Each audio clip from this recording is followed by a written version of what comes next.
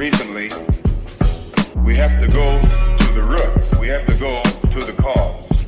Dealing with the condition itself is not enough. Dear Mr. Massa, I'm just trying to mind my own business. What's the matter? It's just another day, another black king captured. I'm about to lose my brain, stuck inside this ghetto rapture. I got a lot of smoke. If you want it, you can have it. They want a hat trick, but this is black girl magic. Ain't talking about the kind that'll make you disappear, but I'm talking about the power of the melanin within. Ain't looking for trouble, but I'ma say this one time. I put two dukes up if you try to touch mine. We still want justice for Tamir and Trayvon. You say you don't see color, but racism ain't blind. They targeting little kids whose skin look just like mine. So I'm paranoid, it's a war zone outside. And I'm a black queen, so if you ask me to step out of my car, you gon' have to snatch me. Cause I ain't going no damn well. Had to spend my whole life living unfair.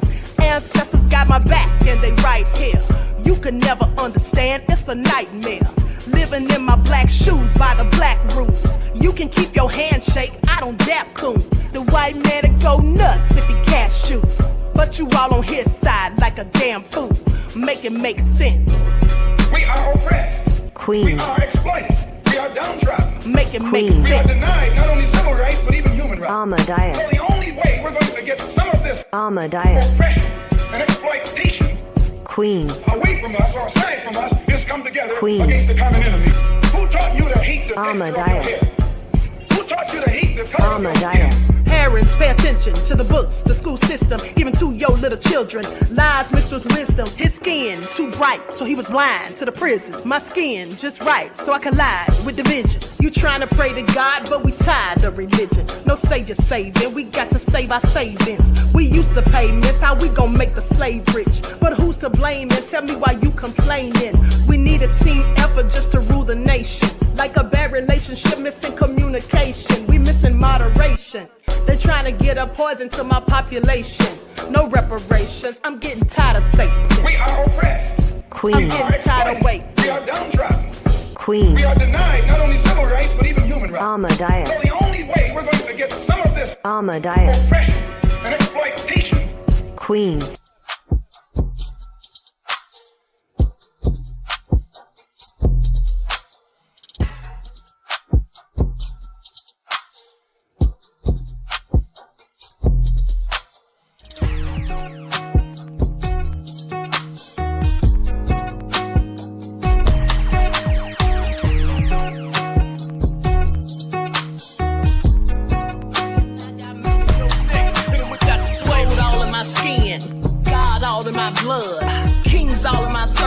Touch one of mine and you're done. They show no love for the queen.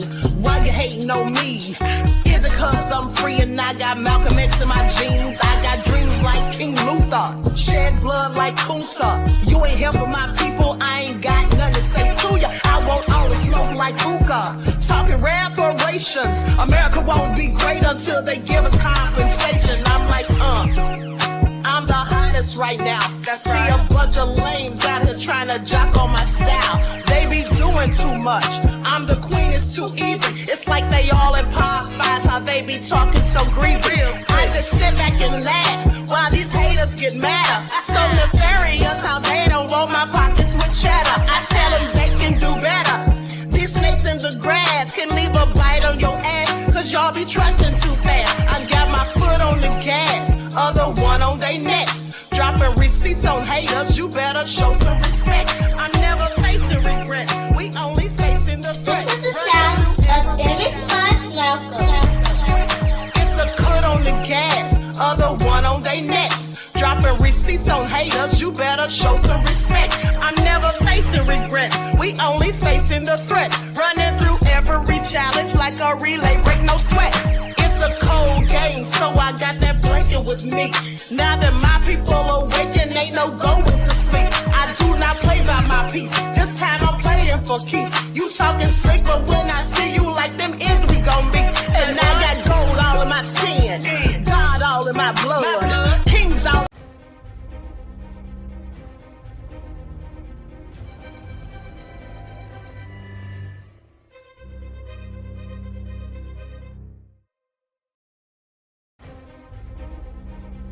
I look good.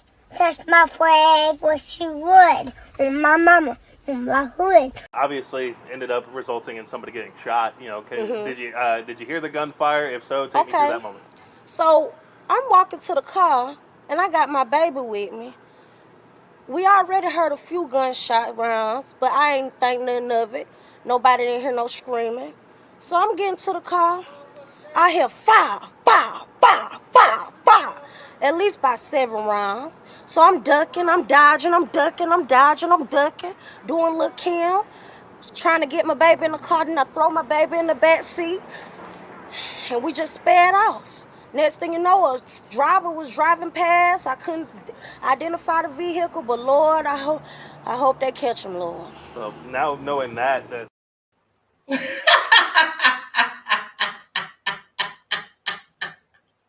I'm ducking, I'm dodging, I'm ducking.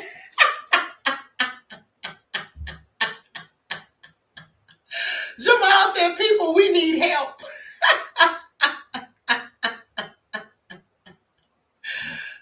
Sandra said her illustration was crazy. Ty said, doing the look here, I'm wheezing. Okay. And she was so serious. I just want you all to pay attention. Okay, and so with that all being said, let's get into it. So thank you all for tuning in once again to the Queen Shakur TV show. I'm your host, Queen Shakur, and this is your second morning wake-up call. So as you're coming in, please feel free to go ahead and subscribe to the channel. If you haven't done so already, be sure to click the notification bell and click the word all so you're notified each time the Queen Goddess goes live. Also, don't forget to double check and make sure you're still subscribed, especially if you have not been receiving your notifications, because people mysteriously become unsubscribed. Don't forget to follow me on Instagram at Dr._AShakur, TikTok at Dr. A Shakur, and Twitter at DGoddess27. And if you don't like what the Queen is cooking, you already know what to do. Exit stage to the left. Okay, and so that all been said, hello, Vince I am from the UK. Pearlie is here, Tanya, Terry Hinton, the Prince of Paraphernalia, M. Shanty, Creative Vibes. All right, Terry Hinton is here, Mr. Elevation, Geronda, Jeff ATL. Okay, so let's get into it. Priscilla, Carl Kilcrease is in here. All right, Dervis. All right, Juju said the Queen is queening. Kimberly France, Cherokee Descended Dale. Beatrice is here. Khalid Herleen. All right, all hell no, I see you. Okay, so shout out to everyone in the chat. Let's get into it. First things first, let's talk about this man who barricaded himself in a home for 10 hours with a standoff with the police after he took out 3 people. Okay, this is all so sad and nefarious. My condolences to the families and loved ones of the victims. Okay, so let's get into it. I'm going to share my screen. There's 2 different reports I'm going to be showing you. Jamal said, Queen, your boy Crisp is back on YouTube. You talking about Crispy? Who's Crisp? Are you talking about Tommy Sotomayor? You got to be talking about Tommy Sotomayor. That's the only person I know that they call Crispy. Butchery gave him that nickname. Okay, and so with that all being said, let's get into it. I'm going to share my screen. Lights up, everyone, please. Like and share. Thank you in advance. Here we go. First report.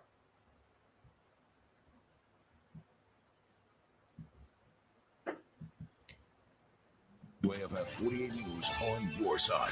This is breaking news. Good afternoon. I'm Liz Hurley. We begin tonight with a breaking news update to a double murder we have been covering all day. The victim's neighbor has just been arrested by Huntsville police following a 10-hour-long standoff. Maurice Chapman is charged with 3 counts of capital murder. Officers say he shot and killed 74-year-old Ernest Bragg and 49-year-old Daniel Jones just before the standoff began. WAFF 48's Matthew King and Daquan Lee are near the scene, still digging for details. Matthew, take us through what you have learned. Yeah, well, Liz, we now know the identities of both of the victims and the accused suspect in this case. This is all right here on this road here, and it's been blocked off by police for hours, literally all day since about 12:30 earlier this morning. Now, I'm going to walk you through what it looks like. Police say they were first called out here around 12:30 with a shots fired call. That's when they found the 2 gunshot victims, Ernest Bragg and Daniel Jones, dead. Officers say they saw Chapman, who then took off into his own home. That's what still see shattered windows on one of the homes on this road. It's the one I'm standing in front of right now. And officers say they tried several techniques, including negotiation and flashbangs, but they ultimately breached into the roof of the home to get Chapman into custody. Deputy Chief Michael Johnson says these processes added up to why the standoff lasted so long. He didn't fire shots out of the house. He didn't have a weapon at the moment that we went to stop. There was just a lot about that. We did not have what we needed to go in there with, brute force to take somebody in custody. So it says a lot to the officers and the training and to the decision-making of our command staff to be patient and get this guy in custody.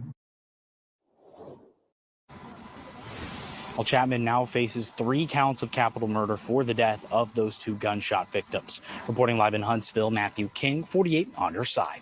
Now let's go to 48's Daquan Lee, who's standing by on Mount Sharon as well. Daquan, you've been talking to neighbors about the situation. What did they tell you? Well, Liz, you can probably imagine it's been a very stressful neighbors. According to the neighbors that I talked to today, after speaking with them, they told me this situation is a far cry from what they're usually accustomed to seeing. Now, of course, this is a neighborhood where everybody knows everyone. I saw a few of them out speaking with each other once they were finally allowed out of their homes. One neighbor who lived next door told me he heard multiple flashbangs and other tactical gear used to try to flush out the suspect. Others told me the situation was downright traumatic. Even people outside the immediate neighborhood, like Vernon McCants, said this standoff had an impact on how he was trying to go throughout his day. He commended HPD on the way they handled the situation. It's good to see a nice presence of them making sure that the neighborhood is safe and making sure that the neighbors are still feel safe where they can come out and not feel that somehow their privacy and stuff has been invaded.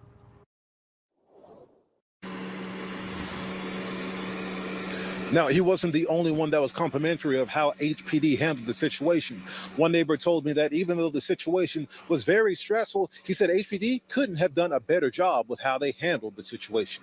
Reporting live in Huntsville, Daquan Lee, 48 on your side. Favorite derby of all time is 1997. All right. So that was the first report. And as you can see, they said there was 2 people dead, but now reports are saying that there was 3 people. So let's talk about it before I show the next report. Let me read this. They say that man arrested following hours-long standoff, charged with 3 counts of capital murder.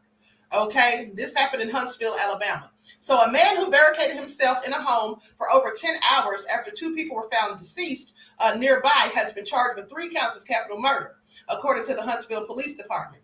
They say 33-year-old Maurice D'Antonio Chapman was arrested and charged with 3 counts of capital murder on Wednesday. One of the charges is a result of a modifier for the aggravated circumstance of burglary.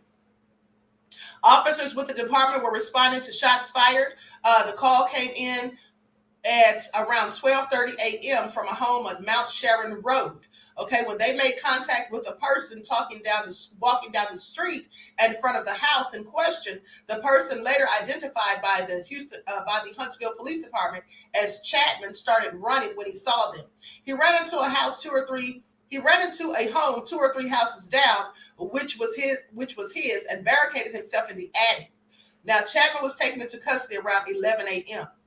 After the department set up a perimeter, 2 more people were found deceased in the home where the shots fired call originated from. Madison County Coroner Tyler Berry Hill said both people died as a result of gunshot wounds and ruled both deaths a homicide.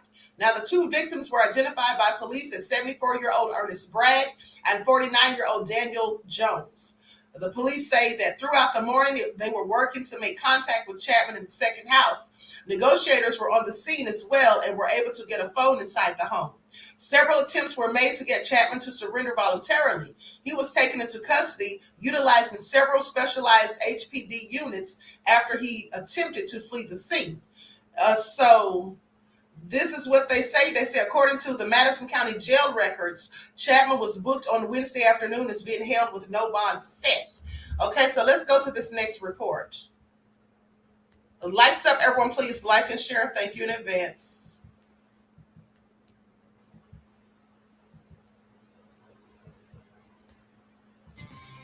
That breaking news is first at 5 tonight. News 19 has learned the man in a standoff with Huntsville police for hours is now charged with murder in the shooting deaths of his neighbors. Maurice Chapman is accused of killing 74-year-old Ernest Bragg and 49-year-old Daniel Jones during a burglary at the victim's home. Now, this all happened on Mount Sharon Drive. More breaking details now. HPD tells us this all started as officers responded to a shots fired call. Officers spotted the suspect walking. He then ran into his home and barricaded himself for nearly 10 hours. News 19's Kayla Smith has been working this scene all day today for us. She's live tonight.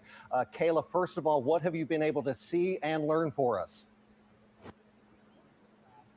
Well, police are still on the scene here on Mount Sharon Drive, and investigators are moving in and out of one of these houses. From where I'm standing, I can see a home has a shattered side window. Huntsville police officers have been here since the early morning.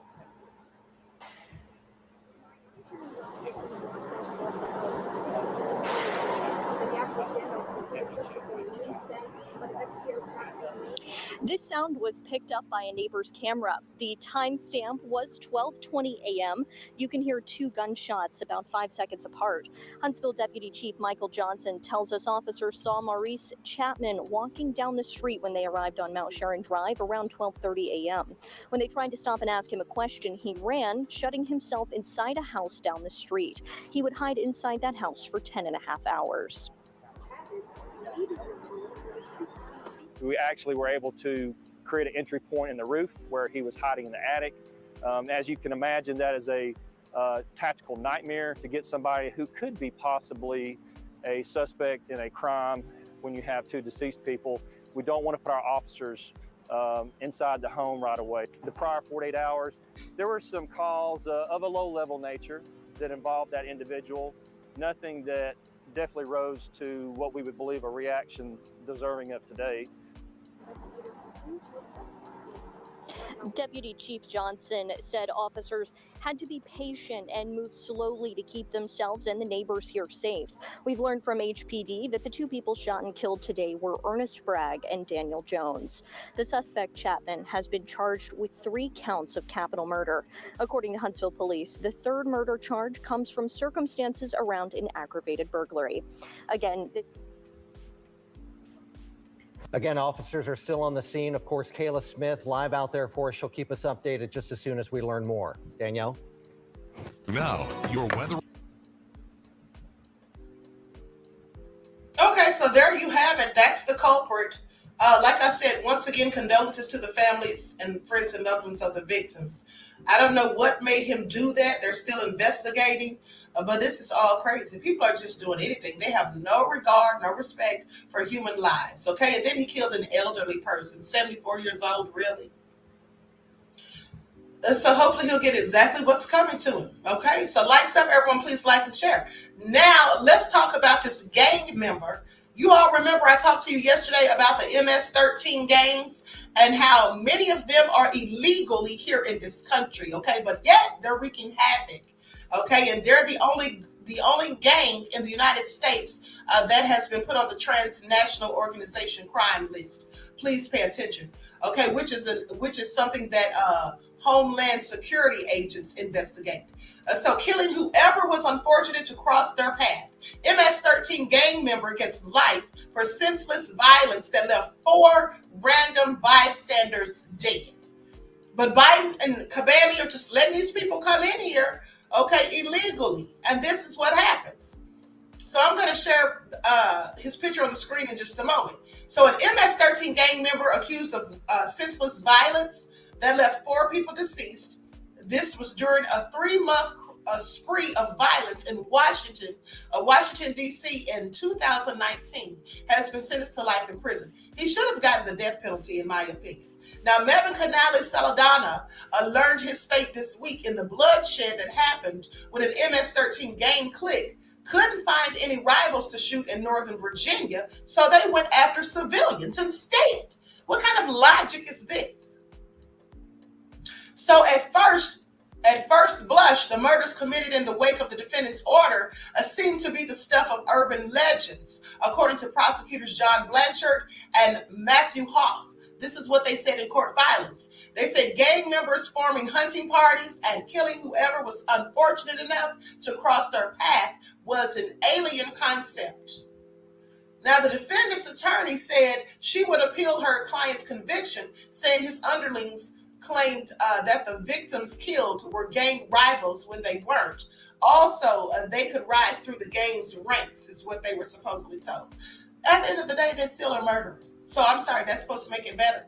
Now, Mr. Canales repeatedly warned clique members to do things right. This is what Manita said in court papers. Saldana was named in a federal indictment along with 11 other members and associates of the MS-13 clique in Northern Virginia. Okay, they were involved in alleged racketeering, drug trafficking, and murders. Prosecutors gave all this information. Now, they go on to say that in the first case, well, they said the indictment charged 8 of the defendants with crimes related to 4 murders in Prince William County over a 3-month span between June and September of 2019. Now, in the first case, a citizen found 2 bodies in a wooded area near a market and an elementary school. Okay, this is also nefarious. Now, close to a school, so they didn't even care about traumatizing people's kids or any of that. Now, the victims were identified as Milton Lopez, age 40, Jero Mayorga, age 39, and 2 other victims were Eric Tate II, age 25, and Antonio Smith, age 37. Smith's mother, Joan Lewis, told Washington's CBS affiliate that her son was walking home from a store. So just minding his own business when he was just gunned down by these thugs. They say, how do you take another human's life to be a gang? This is what she said after the arrests were made in the case. I'm happy with the murderers being caught, but I'll never get to hold my son. I'll never get to see his face. I'll never get to see him smile. The arrest of 12 people in October 2020 decimated the clique, but the bloodshed put the community on edge. Prince William County Police Acting Chief Jared Phelps said this in a news conference, saying they were killed in cold blood for no apparent reason. They were randomly targeted individuals.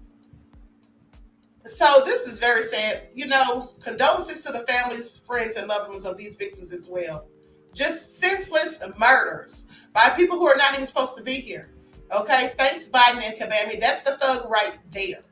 Okay, that's the thug right there. This is a darn shame. Just took 4 people's lives for no reason other than they just felt like killing somebody that day and couldn't find their rival. So let us just kill regular citizens. It's absolutely egregious. And like I said, Kamala and Biden, you know, the Biden administration just keeps allowing these people to are illegal. And this is what happens. Lights up, everyone, please. Like and share. Thank you in advance. Meanwhile, a woman tried to stab her husband while he was asleep. Okay. Melinda Gauld allegedly broke into her ex-husband's house in Bunnell, Florida, and tried to stab him with a knife. And so she's landed herself in jail after she broke into his home. First of all, what's she doing breaking into this man's house?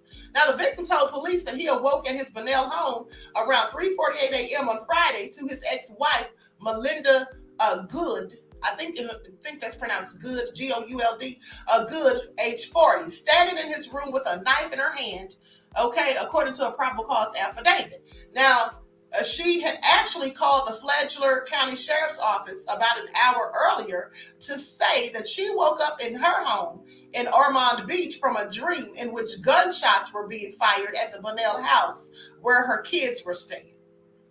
So she made this call an hour earlier. Okay, I just want you all to pay attention. What is she trying to do here?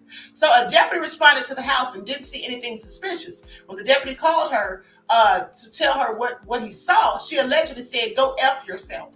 She then apparently went to investigate herself. And so after the victim called 911, deputies responded to the home and found the victim holding her down on the ground. Now, deputies also found the knife that she allegedly used, according to the affidavit. The victim told deputies that he was in bed with his girlfriend and he woke up to see this fool on top, standing about a foot from his bed with a knife. Okay, he then pinned her to the ground. He said it was traumatizing for his kids to see their mother holding a knife toward their father in a threatening manner. Deputies then put her in handcuffs and took her in a cruiser. Body-worn camera footage obtained by Orlando Fox affiliate WOFL shows Good basically saying, "I just had to scare him," as they were leading her from the house. She had already been barred from coming to the house after she trespassed. So she thought she was going to just break in, hold a knife, come into his bedroom while he sleep with his girlfriend, and that's how you do to scare somebody. Yeah, I think she was going to do a whole lot more to try to scare him if he hadn't woken up in time. Now, during an interview, she told them that she tried to buy a gun from a neighbor but was unsuccessful. What do you need a gun for if you just want to scare him? See, this is what I'm trying to tell you. She went there with murder on her mind, okay? When asked what she would have done if she had the gun, she allegedly said she would have blown his brains out and not thought twice about it. But we're supposed to think she was there with a knife to scare him. She also said she would have shot the girlfriend if she came at her. She told investigators she came to the house to check on the kids and the door was unlocked, so she walked in. Saying without regard for the safety of her children and other members of the household, this deranged woman tried everything to kill or inflict physical harm on her former spouse. This is what Sheriff Rick Staley said in a statement. Let it go instead of risking going to prison. There's a reason you broke up. You need to accept it and understand acting like this is not good for you or your children. Hopefully she will take advantage of our many programs to learn how to effectively deal with her anger issues, he says. Now, deputies arrested her on charges of aggravated assault, armed burglary of a dwelling, and 2 counts of child abuse, mental injury. They took her to the Sheriff Perry Hall inmate detention facility. Her alleged bad behavior didn't stop while she was in jail. 2 days after the incident, deputies said that she allegedly tried to throw a tablet at a fellow inmate. She's now in jail without bond. All crazy. And here she is right here looking like a whole fool. I want you all to pay attention. I want you all to pay attention. Anita says she's a candidate for deadly women, okay? Absolutely. That's her right there. Can you imagine waking up in your bed to someone standing over you with a knife? Okay? This is all crazy, honey. Please pay attention. Now, let's talk about this 15-year-old who lost her life during a shooting when she went to the prom. And there's been an arrest made. This happened in Georgia. Georgia teen arrested following after prom party shooting that killed a cheerleader and injured 3. Okay, I'm going to share my screen. Lights up, everyone. Please like and share. Thank you in advance, beloveds. Okay, Tara Lee King said, world is going to hell in a handbasket. Love you, queen. Those earrings are everything, hunty. Thank you, beloved. I love you right, Black. All right. So, yeah, and the world is going to hell in a handbasket. People are just losing their minds out here. Georgia and the Low Country. This is WJCL 22 Morning News. See us now. Stray bullets striking apartments near Georgia Southern University's campus in Statesboro. That means very little to somebody who's in their apartment minding their own business that gets shot with a stray bullet. The steps police say apartment complex companies and the city can take to help stop the violence. Candidates for Chatham County District Attorney trading words at a voter forum. The change they're promising to bring. Plus, it's Small Business Week. I'm Kyrie Naveau live with the details on how city.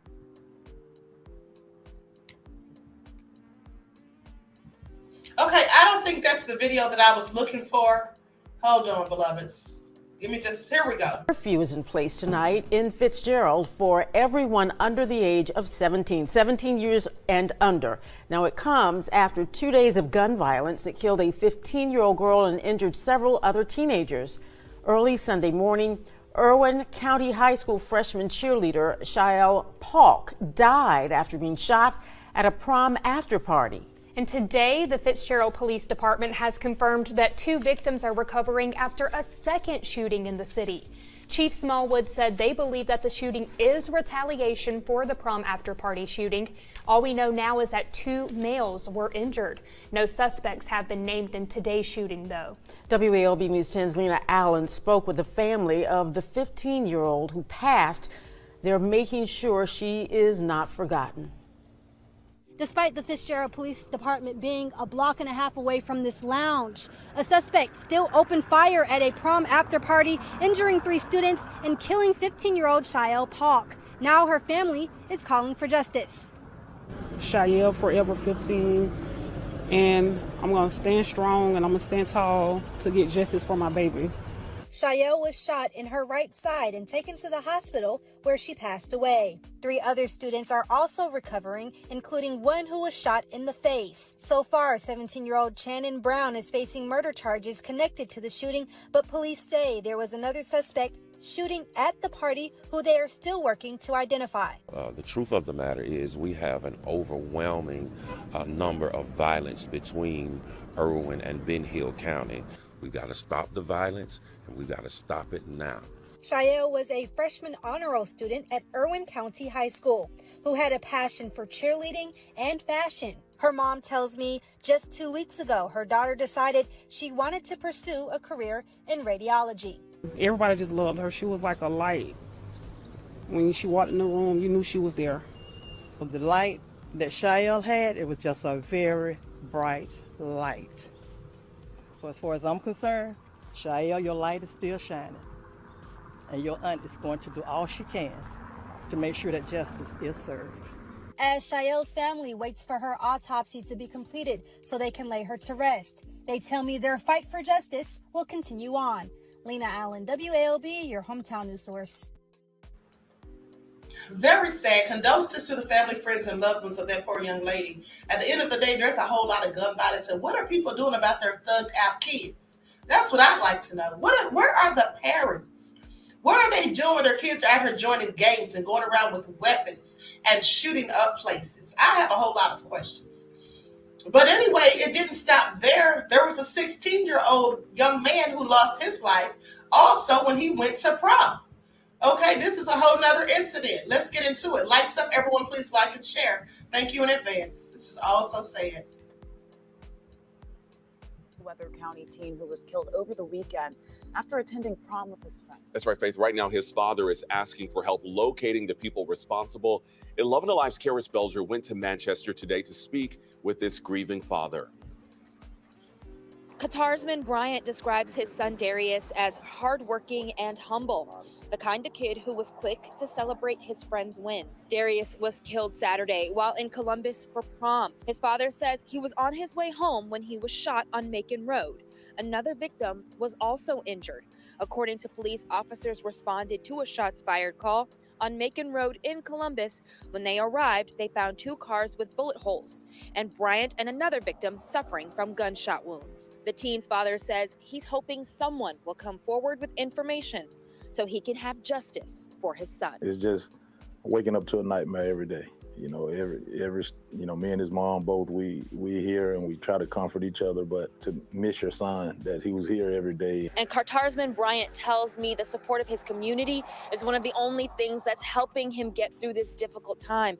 I'll have more on that on 11 Alive News. Okay, so yet there's another one. Hold on, let me pull this one up.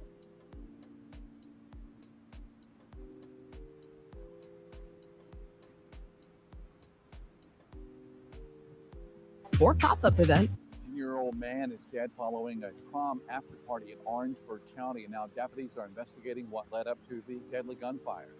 Tonight, our Victoria Samuels is talking to the deputy sheriff about the investigation. No one expected that, and I don't think anybody that was out there was really expecting that to happen. And so that's what our focus is, because at the end of the day, we still have a loss of life and we still have a grieving family that we've got to focus on. On Saturday, students from Lake Marion High School attended a supervised after prom party at a home on Antioch Road. A little after 1 a.m., deputies responded to a call about a shooting. When they arrived on scene, a 17-year-old had been shot in the arm and a 19-year-old was shot dead. Orangeburg County Deputy Sheriff Chandra Gibbs says the community has been working with the sheriff's office to provide information about the incident. It's refreshing that that is happening, that we're having those conversations and that they're reaching out to us. And that's it, from our young people even to the adults that are reaching out and giving us names of people that they think may have had guns or that they saw guns. And we are committed that if they had any guns or had any shots that came from their guns, we are arresting them. And we're not arresting just to put people in handcuffs. We are arresting to a point of conviction. Chief Gibbs is encouraging parents to ask questions when it comes to prom after parties.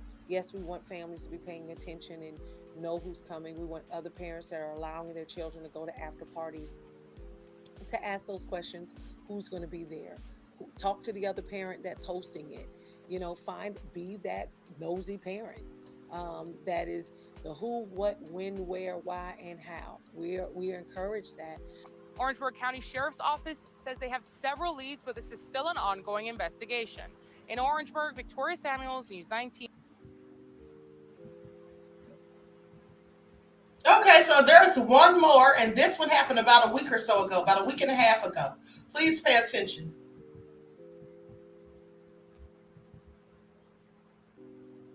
New at 11, we are hearing from the mother of Breasia Powell, the 16-year-old shot and killed outside of Benjamin E. Mays High School in Atlanta.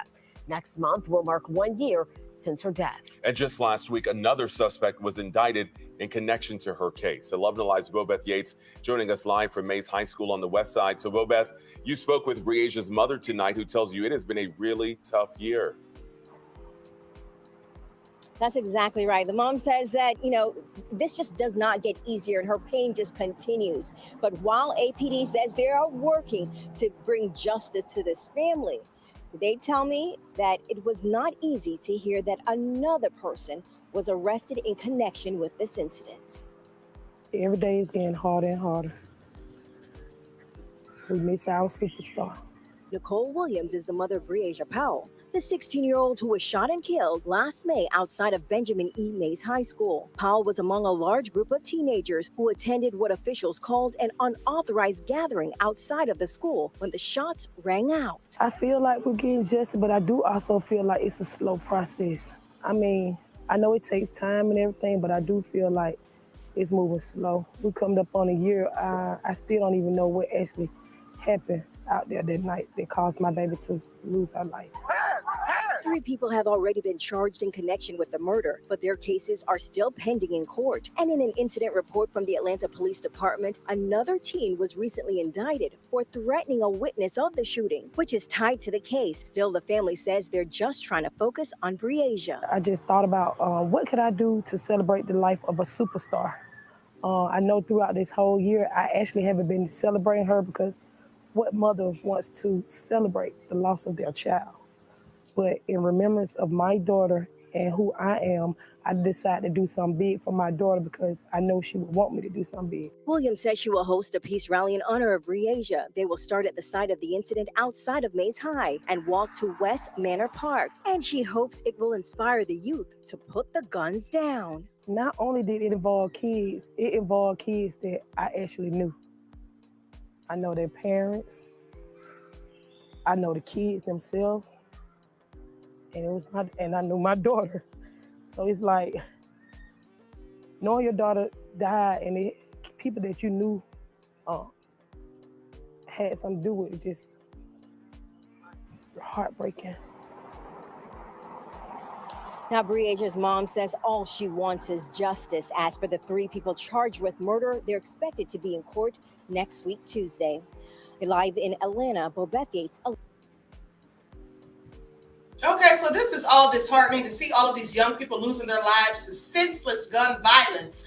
And my thing is the parents are failing their children. And I'm not talking about the parents of the victims. I'm talking about the parents of these thugs who are out here carrying guns, who go and take the lives of other innocent people. Okay, these parents are failing miserably, and you don't hear about this stuff going on in anyone's neighborhood, anyone else's community except ours. Okay, you hear about this only in our community. Now, I'm not saying there aren't things that go wrong in other communities, but as far as hearing this on a regular, consistent basis, young teenagers losing their lives at schools during graduations, after proms, and all of these things in their front yards, in their homes with stray bullets, you hear that in our community. That's where you hear this the most from. What are these parents doing about it? Aren't they mad that these things are happening? Don't they care what their kids are doing when they're at work and they're not at home to watch them?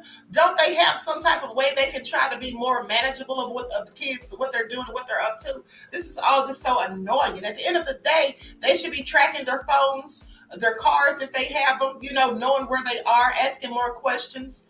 Okay, this is just all crazy. And if you have unruly kids, then I would suggest that you go and sign them up for juvenile, put them in a detention center, file some type of paperwork with the courts, because you absolutely can do it. You don't have to sit there and be fearful of your own children, because someone said in the chat that some of these parents are afraid of their children. Yeah, some of them are, but you're not going to live in my house and terrorize me. That's what you're not going to do. And if you're living in a house and you have a child staying there with you, a teenager, whomever, and they're punking you out, they have you scared in your own house, they have you walking around on eggshells, yeah, that's definitely a problem. Okay? Mr. Elevation said they don't care, Queen. Some of them absolutely don't. Some of them absolutely don't, okay?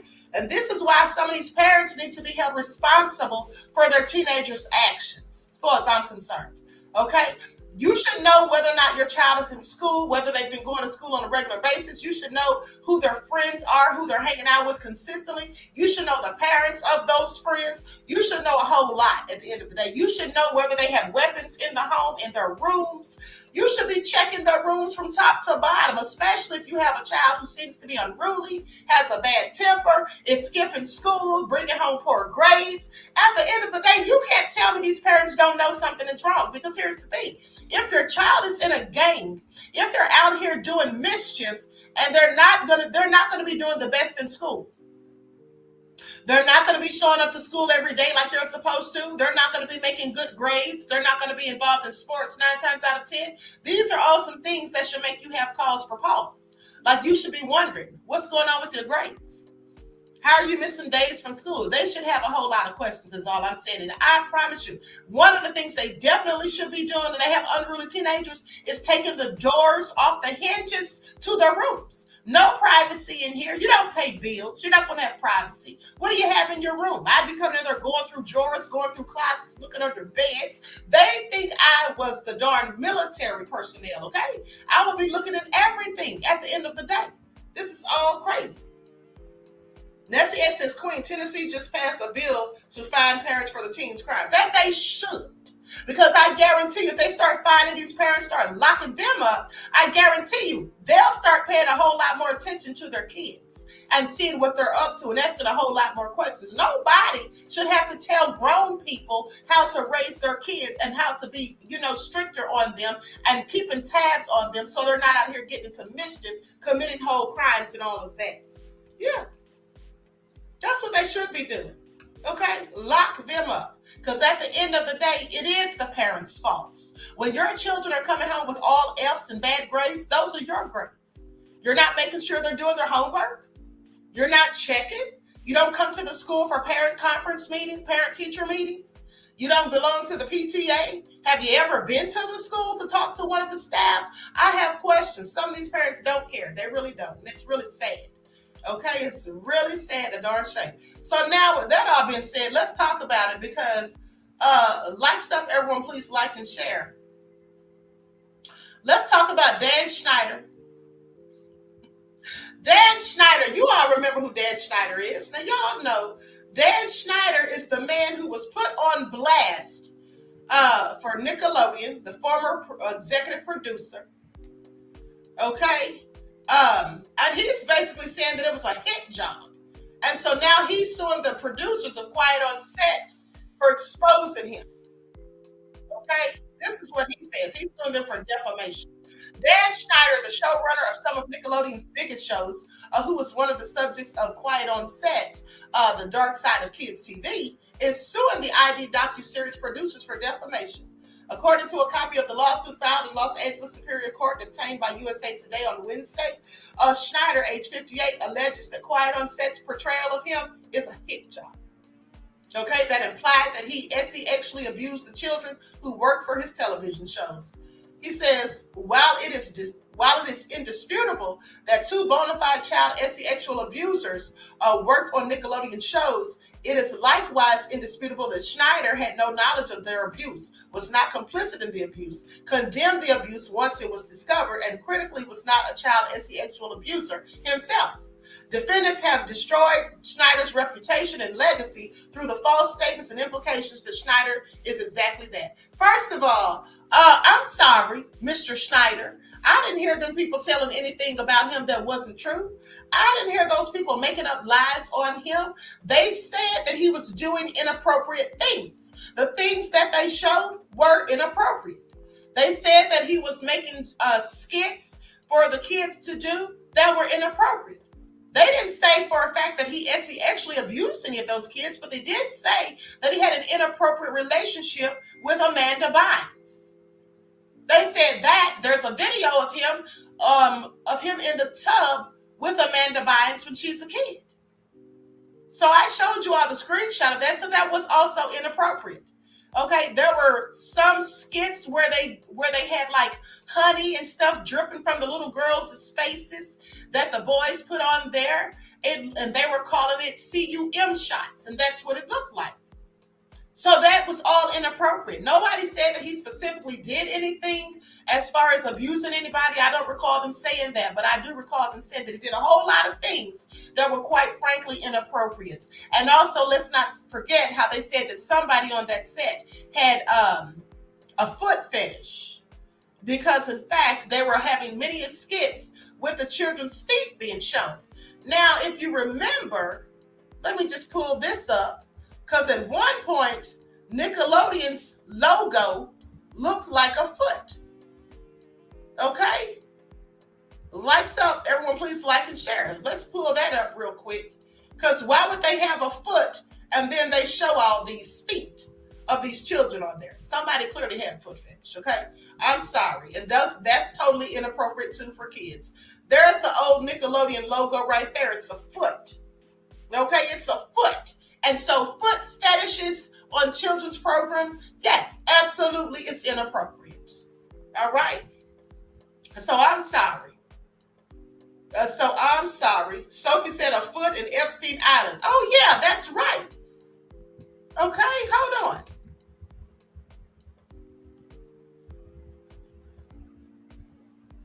Please, okay?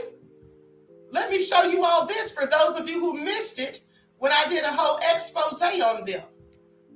Yeah, I forgot I showed you all this. Pay attention. Now, what's really going on with Nickelodeon? Y'all don't find that suspicious? That's their logo currently, and there's Epstein's Island. Now, I'm sorry, but that's a whole lot more than a coincidence as far as I'm concerned. But he wants to sue for defamation. Well, here's the thing. There's at least 4 elements that you have to prove to meet the requirements of defamation, libel, and slander in order to win your case. Okay, the main thing you have to do is prove that the person lied on you.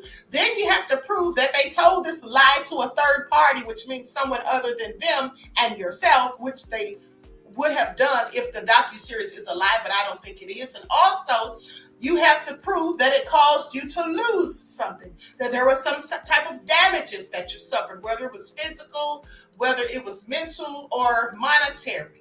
You have to show all of these things to prove defamation. I don't think his lawsuit's going to go anywhere. I don't think that he's going to win. At the end of the day, I think that everything they said was factual, okay, specifically what the witnesses said. So goes on to say that USA Today has contacted representatives of defendants Warner Brothers, Discovery, Maxine Productions, and Sony Pictures Television for comments. But at the end of the day, and then here's the thing. Dan Schneider himself said that he regrets his behavior and denies involvement in horrific crimes. Okay? In the original 4 episodes of Quiet on Set, Schneider was accused of inappropriate behavior on his Nickelodeon shows, including asking female employees for massages on set. Some also argued that the shows he worked on featured disturbing sexual innuendos, not suitable for young viewers. Yes, I absolutely agree. I said that too. And here's the thing. If he's showing these sort of scenarios and skits that are clearly inappropriate for children, and the average child wouldn't even have probably caught on to some of the stuff that they were showing, that they were viewing. So who is he doing this for? Well, to me, I would think that someone who's producing shows that show these inappropriate visions or images, I would think that they were doing it for perverts who watch children's shows. Because people who abuse children, who have nefarious thoughts of preying upon children, they watch these type of shows. That's how they get their kicks. Okay, so I think that's who that was appealing to, with the little shots with the honey dripping from the girls' faces and all the sick stuff they showed. Okay, in a statement shared with USA Today on Wednesday, Schneider says, after seeing Quiet on Set in its trailer and the reactions to them, I sadly have no more choice but to take legal action against the people behind it. He sadly has no more choice. He should have sadly had no more choice than to stop doing inappropriate skits, having the children do inappropriate things, and saying and doing inappropriate things himself. Okay, he should have vetted the people that were hired a little more carefully, and maybe there wouldn't have been predators on the set. Now, in their successful attempt to mislead viewers and increase ratings, they went beyond reporting the truth and falsely implied that I was involved in or facilitated horrific crimes for which actual child predators have been prosecuted and convicted. They never said that. They never said he did any of those things. Okay, he added that I have no objection to anyone highlighting my failures as a boss, but it was wrong to mislead millions of people to the false conclusion that I was in any way involved in heinous acts like those committed by child predators. I owe it to myself, my family, and many wonderful people involved in making these shows to set the record straight. The record has already been set straight, Dan Schneider. Okay, you may not have done the things that some of those other people were arrested for, but you darn sure had a hostile work environment, according to people who worked there. Also had inappropriate things that were quite frankly disturbing and should not ever have been written for children to participate in, as far as I'm concerned. Schneider, who addressed the Quiet on Set allegations in March by expressing regret over some of his actions, admitted in his filing that at times he was blind to the pain that some of his behaviors caused certain colleagues, subordinates, and cast members. He will regret and atone for his behavior for the rest of his life. Sure, he will. The filing also states that, but one thing he is not, and the one thing that will forever mar his reputation and career, both past and present, is a child sexual abuser. Said that he's not that. Quiet on Set was a 4-part docuseries that premiered March 17th, shining a light on a multitude of allegations from child actors and members of production who claimed they experienced abuse, sexism, racism, inappropriate friendships between adults and children, and more while working for Schneider's shows. Now, in the third episode, Drake Bell came forward as the sexual abuse victim of former Nickelodeon dialogue coach Brian Peck. Peck was arrested in August of 2003 and convicted in 2004 on charges of lewd acts with a child that stemmed from a 2001 incident. Bell had not previously disclosed himself as a plaintiff in the case. Now, on the April 7th, the 5th episode, when it was released, it featured new interviews with the original participants, plus one with a former child star who came forward for the first time. Toward the end of the episode, former All That star Shane Lyons alleged that Peck made passes at him while he was on the show. Schneider created Nickelodeon programs The Amanda Show, Drake and Josh, Zoe 101, iCarly, Victorious, and more. He previously rose in the rankings for his writings on All That, Good Burger, and Keenan and Kel. So at the end of the day, listen, I don't think he has a leg to stand on.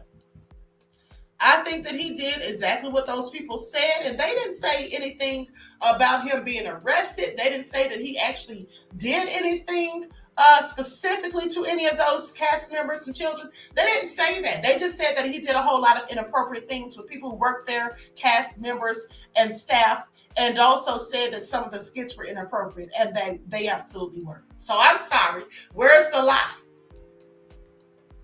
Where is the lie? Okay, I have questions. With that all being said, everyone, please get those likes up. Please like and share. Thank you in advance. So now, let me pull up this video real quick. Likes up, everyone, please like and share. Thank you in advance. So I thought this was interesting. There's a video of this woman whose husband or boyfriend is in prison, and she has cameras all over the house, and he watches the cameras from prison. Yeah, I find this very interesting. First of all, if he's in prison, why are you waiting on him, and how long has he got? And second, why are you letting him dictate what you have to do while he's locked up? She seems like she's the one in prison. Please pay attention. What? I think you better do what you doing. Nothing. What are you doing? Rochelle. Hey. Rochelle, you didn't tell me Rochelle was coming up. I did. You just don't listen.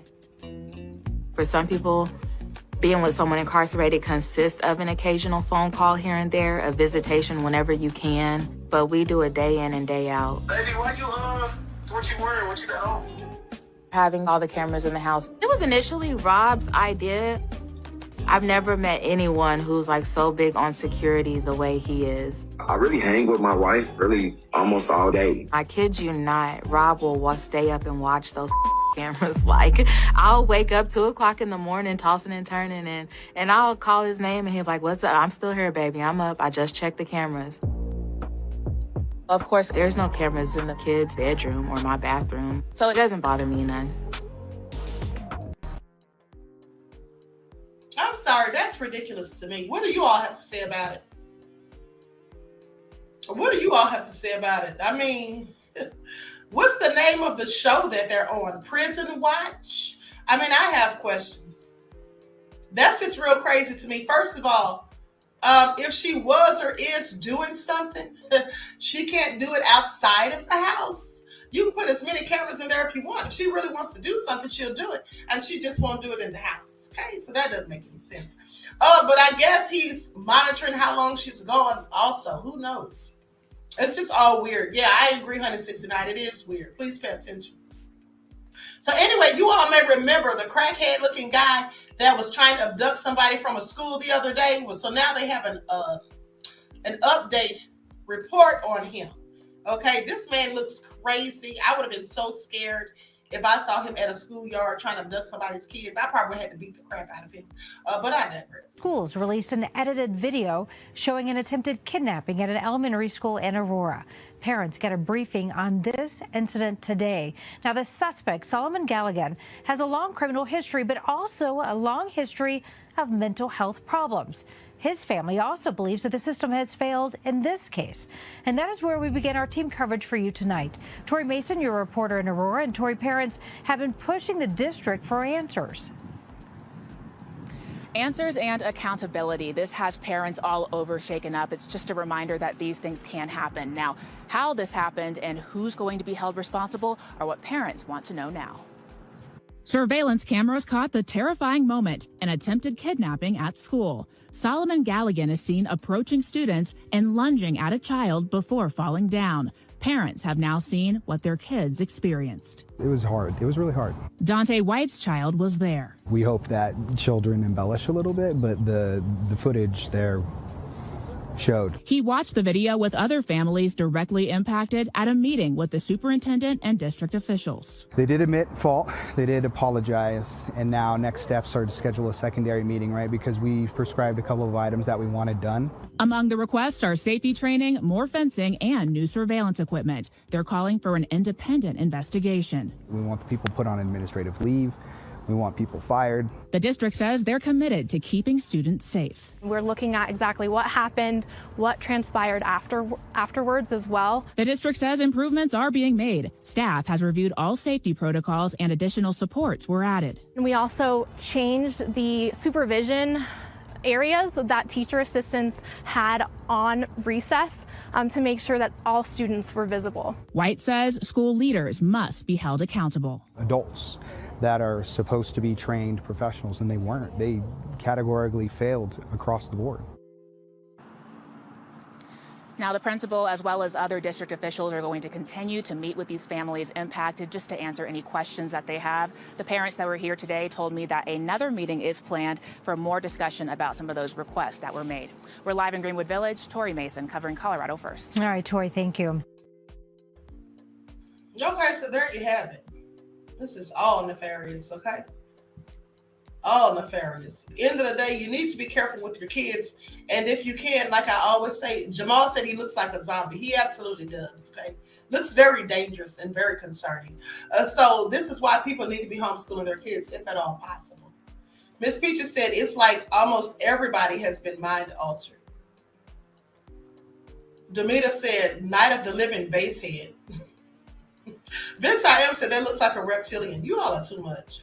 Okay, so anyway, let me show this last video and then I'm up out of here. Now, you all remember Alec Baldwin? Alec Baldwin has recently come out and said that he's been sober for 40 years, I believe it is. And so this woman did a video clowning him because she said that time when he cussed out his daughter, was he sober then? So let's get into it. I'm going to share my screen. Lights up, everyone. Please like and share.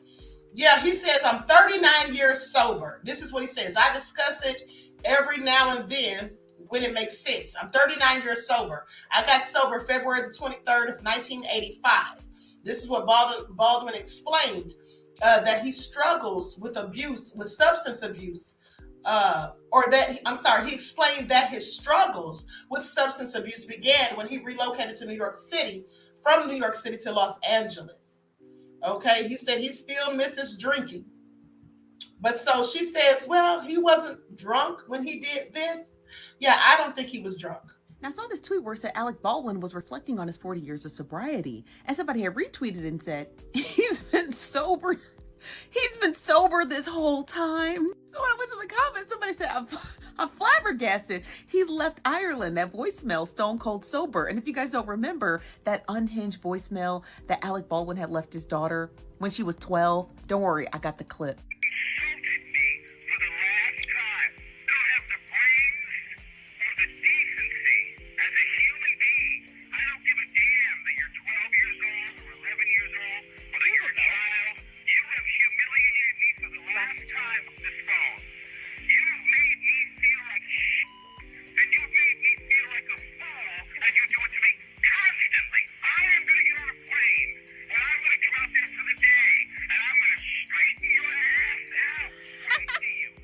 Not funny.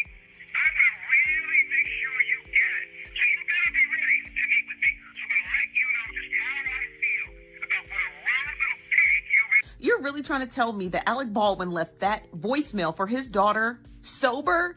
Okay. Somebody in the comments said, him and Trump being sober makes me not feel bad about drinking. Literally, it makes me feel actually proud to be a person who consumes alcohol.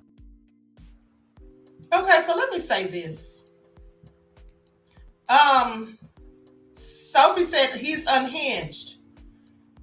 Somebody said red rum. Here's the thing.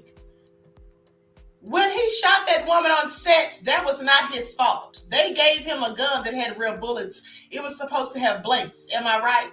So how was that his fault? Second of all, unhinged, I don't think he sounds unhinged. He should have been going in on her. So people can't go in on their children these days when their children are being rude and disrespectful and doing things they shouldn't be doing. I don't see anything wrong with what he said to her. He said, you've made me feel like ish. You've made me feel like a fool. And I'm getting on a plane and I'm going to come there and straighten your little behind out. Okay, that's what he said. What's wrong with that? Maybe she needed to be straightened out. I'm sure he didn't just say that for no reason. She was likely being rude, disrespectful, or doing something she had no business. And that's what's wrong with a lot of people. A lot of people won't chastise their children, and then they'll mock the people that do. At the end of the day, yeah, she sounded like she needs to be put in her place. And so that's what he told her he was coming out there to do. April said a woman was charged with that shooting. Okay, at the end of the day, Alex shouldn't have been charged because he was at the job, and the person who's in charge of the props should have made sure that there were blanks and not real bullets in that gun. This has happened before. Okay, so with that all being said, I don't see anything wrong with what he said. 11 and 12-year-olds don't have any business sassing their parents, being rude or disrespectful, any of that. As a no kids do, period. I don't care how old you are. You should not be sassing your parents, even when you're an adult, as I'm concerned. So some of these kids, you know, they deserve to get told about themselves. And he said he was going to go straighten her little behind out, and that's what he did. I'm pretty sure that's what he did. And here's the thing. For anybody who thinks he was wrong, what you should be asking yourself is what kind of child records their parents going in on them? And even if he left a message and it was already recorded, who posts that to social media? Who makes that public? I'll tell you what kind of kid does it. A bad artist little kid who doesn't respect their parent. That's who does it. So I don't see anything wrong with him going in on her. He absolutely should have. It had been my child, I'd have gone in on them too. Especially if they took a recording of me going in on them and shared it all over the internet. Yeah, now you're going to get it even worse. Okay, now you're going to get it even worse. Vivian says, say it again, say it, Queen. My son is 37 and he never disrespects me. Exactly. Okay, exactly. And I don't disrespect my elders either. Okay? Carl Kilcrease says she's repeating the words and attitudes of her mother towards him. She probably was, but she still needs to be put in check. He needs to let her know that you don't say to me what your mother says because you're not an adult. You're a kid and I'm your father. That's what he should have told her. Okay? Some of these kids are too much. That's why we have a bunch of thugs out here doing all sorts of things. Okay? Please pay attention. So with that all being said, everyone, please get those likes up. Please like and share. Thank you in advance. Okay? Until next time, beloveds. Listen, for those of you who follow the spiritual channel, I will be live on there at about 2:30 today. So you don't want to miss it. I'll be live on the spiritual channel at about 2:30. Okay? So make sure you tune in. Those of you whose emails I have, I'll send you the link once I post it. And also, if you're a member of the spiritual channel and you missed the premiere, or I'm sorry, not the premiere, but you missed the video that I uploaded for the members yesterday, please be sure to go back and watch. With that all being said, I'll see you all again soon. Everyone enjoy the rest of this beautiful day. Each one teach one. That's how we grow and thrive. Do something productive, constructive, but never destructive. And always remember to keep the Most High first in your lives.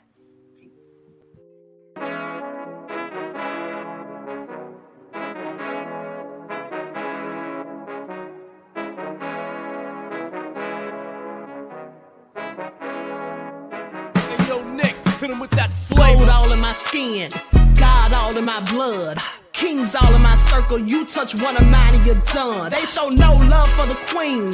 Why you hating on me? Is it cause I'm free and I got Malcolm X in my jeans? I got dreams like King Luther, shed blood like Kunta. You ain't helping my people, I ain't got nothing to say to ya. I want all the smoke like hookah. Talking reparations, America won't be great until they give us compensation. I'm like, I'm the hottest right now. That's See right. A bunch of lames out here trying to jock on my style. They be doing too much. I'm the queen, it's too easy. It's like they all at Popeyes, how they be talking so greasy. I just sit back and laugh while these haters get madder. So nefarious how they don't want my pockets with cheddar. I tell them they can do better. These snakes in the grass can leave a bite on your ass, cause y'all be trusting too fast. I got my foot on the gas, other one on they necks. Dropping receipts on haters, you better show some respect. I'm never facing regrets, we only facing the threats. Running through every challenge like a relay, break no sweat. It's a cold game, so I got that blanket with me. Now that my people awaken, ain't no going to sleep. I do not play by my piece, this time I'm playing for keeps. You talking slick, but when I see you like them ends, we gon' meet. And I got gold all in my skin, God all in my blood, kings all in my circle. You touch one of mine and you done. They show no love for the queen. Why they hating on me? Is it cause I'm free and I got Malcolm X in my jeans and I got gold all in my skin, God all in my blood, kings all in my circle. You touch one of mine and you done. They show no love for the queen. Why they hating on me? Is it cause I'm free and I got Malcolm X in my jeans and I got